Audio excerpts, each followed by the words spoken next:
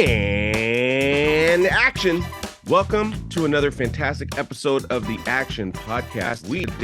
We are on episode 43, and we will be wow, good start. We will be reviewing Strange World, Disney's Strange World, which came out of theaters over Thanksgiving. There's also the biopic Devotion, starring Jonathan Majors and Glenn Powell, as you can see behind us. And there was also a limited small window of Glass Onion, which is from the Knives Out series, which was out in theaters for 1 week and will now be available at Netflix right before Christmas. And so with that, Pete, Strange World, I definitely want to hear your thoughts on Strange World. Currently, as we speak, it was number 2 in the office, in the box office, and in the office, yeah. And it's not putting up great numbers. Last time I checked, it was at 40 million on a budget of 120, which is not a good sign for it on just a numerical sign. But what did you actually think of the movie itself? Yes, this is interesting. Directed by Don Hall, who did Raya, Moana, Big Hero 6, all great movies, as well as Qui Nguyen. This was his first sort of director job, but he helped write Raya, or actually wrote it himself. This stars Jake Gyllenhaal, voices of Jake Gyllenhaal, Gabrielle Union, Dennis Quaid, Lucy Liu.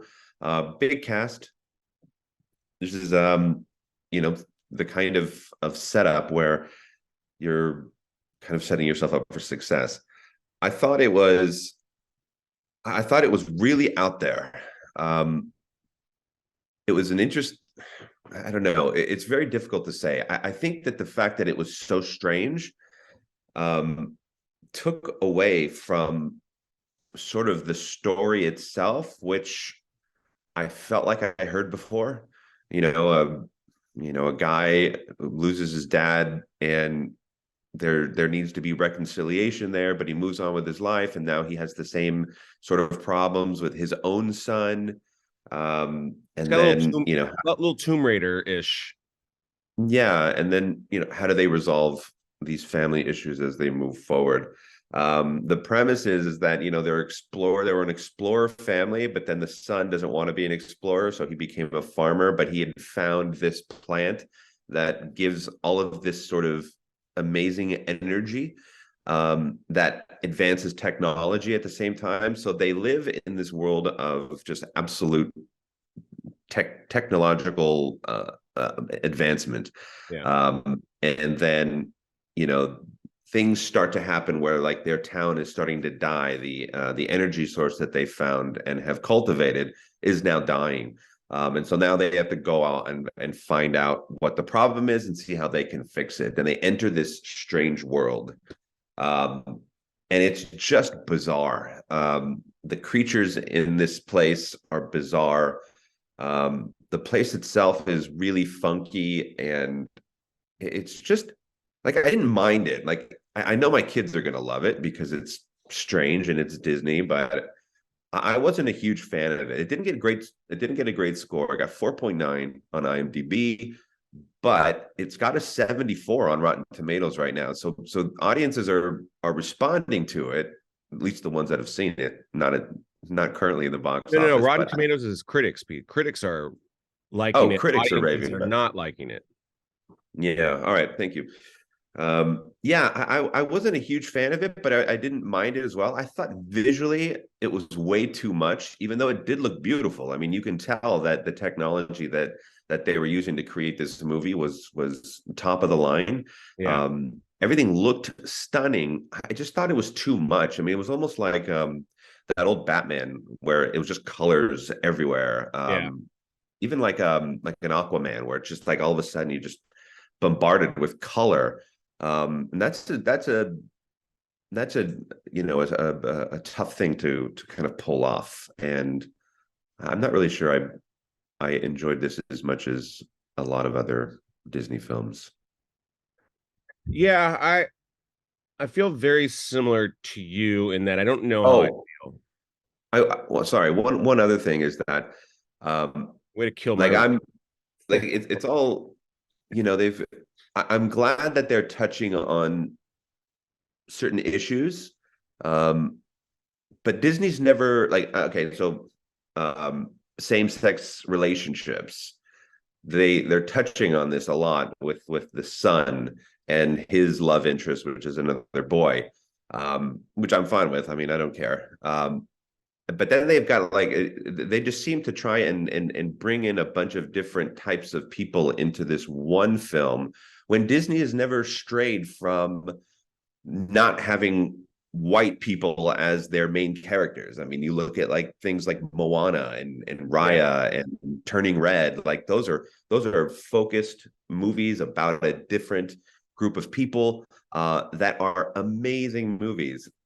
I do feel like they just tried to throw everybody into one and go, here you go. Yeah. This is our version of the film.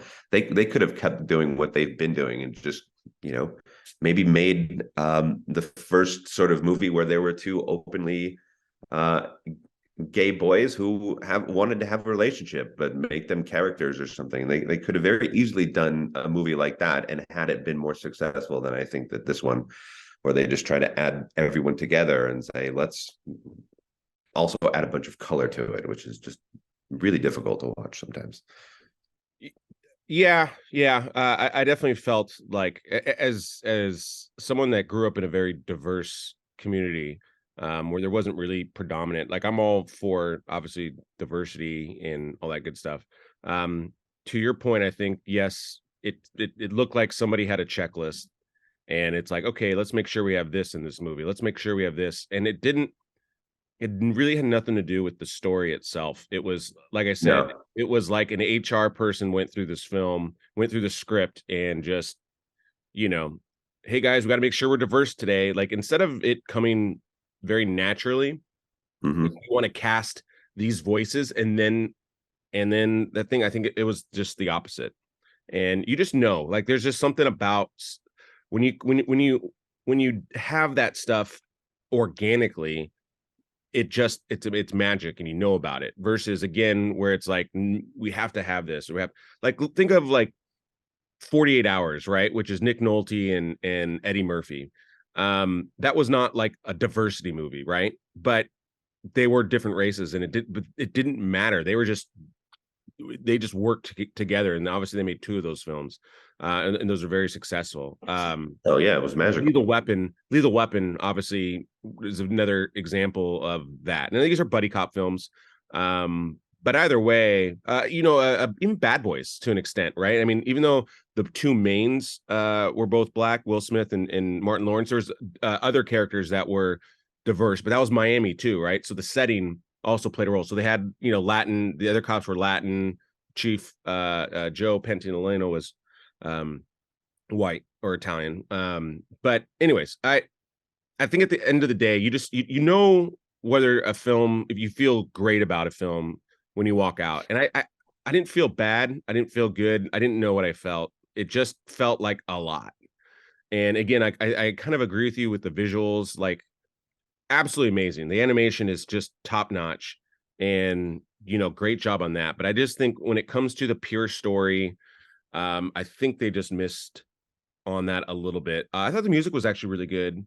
Oh, the music was Cinematography, or the animation cinematography was fantastic. I mean, again, technically, I thought this was really good. I think, like you're saying, kind of like how Avatar just kind of ripped off last, Ferngully Last Rainforest. That's how this kind of felt, where it was just like, yeah, a little too close to other stuff. Like it just needed more, and again, more organic. I thought But the yeah, music was an ode to John Williams in a way. I mean, I could yeah. hear a lot of influence throughout. Like the music I enjoyed a lot in this film. Well, especially with the font, the Strange World font, like it's very Indiana Jones-ish, and I think that's what maybe originally the concept was. Um, but it just But the felt like, trailer didn't help. That initial trailer that came out was so yeah. didn't tell you anything. And so I don't know if it put a like a thing in the back of my head that said you're not going to enjoy this movie at all. but I really did go into it, and I tried to go into it with an open mind because I love all Disney movies. I mean, I work in animation, so I love animated films, and so I went into it with real positivity, and I just found myself not lost because of the story, but just inundated with everything. Yeah. It's too much. Yeah. Yeah. Cool. So, obviously this will probably be on Disney Plus. Um, obviously our friend Melissa worked on this. We definitely want people to go out and support. She was a storyboard artist on this, and Your kids are gonna love it. Like the kids are gonna have a great time. yeah, exactly. If you got kids, I definitely recommend going to see this. But I think, just like anything, if you've seen a lot of Disney films and then you make that a habit, I definitely say continue that, because it's always good comparative, like where does this fit, um and you're probably better at doing this, Pete, than I am, but where would you put this in the pantheon kind of Disney movies? Where, I would put it lower than most. like, out of the last five, so you have Frozen, you have Lightyear, you have um Moana. No, it's dead last. Yeah, I I think mean, it's right Frozen under. and Moana and even Lightyear to an extent. Lightyear wasn't as great as people anticipated, but it was still a good movie and it was Yeah, still visually stunning. But Moana and Frozen were game changers. I mean, those movies just influenced yeah, a whole new generation of Disney fans, yeah, um, and just blew up music wise. yeah, You can't find a kid who doesn't sing "Let It Go." So for no, sure. there was nothing about this movie that is going to be long standing and remembered like those movies that we. And Yeah. Buzz had the Well, had the the let's advantage. move on. Let's move on, because Okay, but Buzz had the advantage of being a part of an IP that already existed, so that's why it's yeah. going to be a lot higher than this one. All right, Cool. let's move on, because we spent way too much time on this movie. Because I want to get to Devotion, and Devotion's the next film, again starring Jonathan Majors and Glenn Powell. This is a story about the first African American naval aviator, and it's funny because actually, like, I told my dad about this, and he's like, "Oh, that guy." And he was the one that actually, I didn't actually know that he was the first one. They don't really say it; they just kind of hint at it. But uh, yeah, Pete, what are your thoughts on Devotion? Yeah, this was directed by J.D. Dillard, who did the movie Slight. I'm not sure if you ever saw Slight. No, I didn't. Uh, that's a pretty good movie. I think that was his first, and it was a great first attempt. It was smaller movie. Um, in fact, I'll probably watch it again. This movie is getting some great reviews up and down the block here. Amazing performances visually.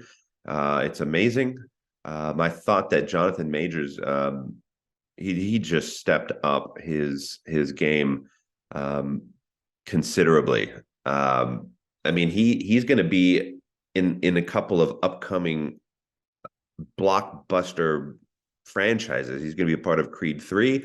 He's going to be a part of an upcoming couple of Avengers films, really huge Avengers films. So remember this guy's face, because he is going to be in a lot of really amazing movies, and it starts with this one. Like, he just crushed when he's getting ready to ship out on one of the runs. He has to kind of psych himself out a little bit, and so he reads some really negative stuff that people say to him, and his performance um, really left a mark on me, and it really kind of propelled him in the same way that the actors in Till really just sort of affected me and made me want to put all of them on my radar. Everyone in that movie I put on my radar of people to watch in the future, and Jonathan Majors is certainly another one that I will be watching really, really intently. I Yeah, thought Glenn Powell was I think both these guys are, both kind of climbing the ladder of film, and even TV series now, right? Because TV series are obviously just as high as films now. But yeah, these two guys are sure. definitely rising stars.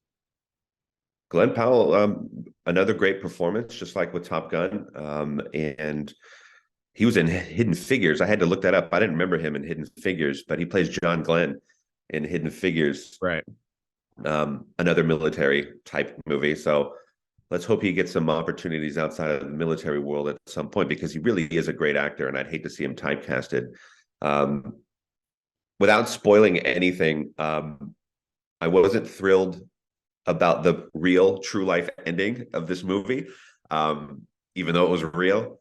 Yeah. I wish it didn't happen. It was heartbreaking. And so, this is, and the fight sequences, the actual in the fighter jet sequences were really beautifully done. And Yeah, I yeah, think even what the what I thought this movie did really well was just like Top Gun did. Uh, it it looked like real. It didn't look heavily CGI. Like the difference between this film and Midway was just a bombardment of CGI, and it didn't look right. like it did anything practical. Like even the first shot, like on the aircraft carriers in Midway, just looked like it was in a studio. But this Mm. film looked gorgeous, and like you're saying, the fight sequences looked excellent. Everything looked pretty real. I mean, you could barely count how many CGI films there were on this. And again, there's probably more than I think, but it was just absolutely excellent on that. My only small critique was it is 2 hours and 20 minutes. I felt like it could have been a little tighter. Um, Yes. I'm not sure how much. I would have to watch it again to see how much, like, yeah, you probably didn't need that. Just felt a little long, but again, it's all worth it because of the fight sequences. So Sure, and there's obviously going to be moments of racial tension in this film, and that has to kind of escalate, and something needs to happen uh, with that with that sort of scenario, and it does, and it involves Elizabeth Taylor for some reason, and I don't know. I just think that they could have probably done without that scene and actually done it a little bit quicker. I think that if with one viewing, that would be the scene at the top of my head that I would probably cut out, or that sequence of scenes. I will say that the guy that plays their commander, whoever, I don't know his name. I don't know. I think it's no, I wrote it down. Thomas Sadowski. He was really good. Like his character, he's everything that you want in a leader. Yeah. Personable, understands, but still is very hard nosed and wants you to get the job done. But I don't know. I love the way that he played that It role was a a different lot. take than your hard nosed, Yeah, your snot nosed jockeys. yeah. All right, Awesome. let's So we definitely recommend seeing that one. recommend that Yeah, 100%. probably the highest rated movie for the week. So definitely check that out. I'm going to probably check it out again myself. And then the last film we have is Glass Onion, a Knives Out mystery. I did not see this one because I missed the window. But Pete, what were your thoughts on this one? Oh yeah. So Glass Onion, directed by Ryan Johnson, who did obviously Knives Out. He did Looper, which we all love. And then he is also directing an upcoming episode 1 of a new Star Wars trilogy coming out soon. So he Well, and is. he also did Last Jedi, the second film in the newer trilogy.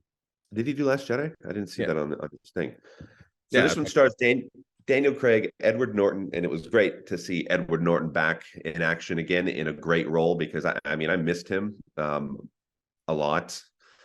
Kate Hudson's in this, Dave Bautista, Janelle Monáe, Ethan Hawke has a brief performance, as well as Hugh Grant has a brief performance. This is getting great reviews, and I'm right there with them. It's not as good as the first one, because the first one is really clever, and it does kind of keep you guessing throughout, and the performances were stellar with that first cast. Performances in this one are equally as great. The story is very beautifully written. The mystery of it all, and it does keep you guessing. You almost guess right what the ending is going to be, sooner than you would have liked to, because the first one I had no clue watching it what the result was going to be, and I won't say it just in case you haven't seen it yet. But this one, you just sort of predicted it. You made an educated guess, and you were probably right. I was right. So there's some holes in it, but I thought Daniel Craig, this character is really bizarre, this detective character, and I think Daniel Craig really does a great job with it. And Janelle Monáe, I thought that her role was a really, really large and important role in this film. I thought she really did a great job as well. I recommend seeing this for sure. I recommend seeing the first one first, if you haven't seen it already. And that one, you won't be disappointed. It's Daniel Craig, Chris Evans, Ana de Armas, who's my girlfriend, is in it. Jamie Lee Curtis, Michael Shannon, Don Johnson, Toni Collette. I mean, it's just huge casts in these films, and they're really well done. I thought Rian Johnson directed this movie beautifully. I recommend these movies highly. I love them. Enjoyed every second of it. Awesome. Yeah. So that'll be out on Netflix December 23rd. So make sure you check it out then. Awesome. So with that, Pete, we have upcoming. So next week, a few films are getting released. The number one film is Emancipation, which stars Will Smith, directed by Antoine Fuqua. That's going to be on Apple TV Plus. So make sure you check that out. That'll be available tomorrow, right? I believe tomorrow. Yeah. I will be watching. And then also getting released is a movie called Violent Night, which is kind of a Christmas kind of like I don't want to say horror because I feel like horror slasher film. Yeah, it's the guy from Stranger Things. David Harbour. Stars David Harbour. That one looks fun. I'm actually just going to see that one tonight. Yeah, it looks ridiculous but fun. Yeah, so I'm hoping for good things. So I'm going to see that tonight. And then the other film that is coming out is Woman Talking, which has a lot of big names. Frances McDormand. You said Brad Pitt was in it too. Brad Pitt. Yep. Yeah. So and then that should be good. Yeah. And then on our other podcast, we just released Pulp Fiction. So make sure you check that out if you haven't seen that already. Upcoming, we have Die Hard, we have Home Alone, Elf, A Christmas Story, and Christmas Vacation, leading all the way up to Christmas. And so that is what we have going on with the Action Podcast. Make sure if you're watching us on YouTube, make sure you like, subscribe, and comment. Let us know some of the films you want to review. And then also, if you're listening to us on Apple or Spotify, also make sure you add us to your favorites to make sure you keep getting new episodes as soon as they come out and hear all these fantastic movie reviews that we got, because we're here to help you figure out what to watch. So with that, Pete, that is a cut. Thanks, guys.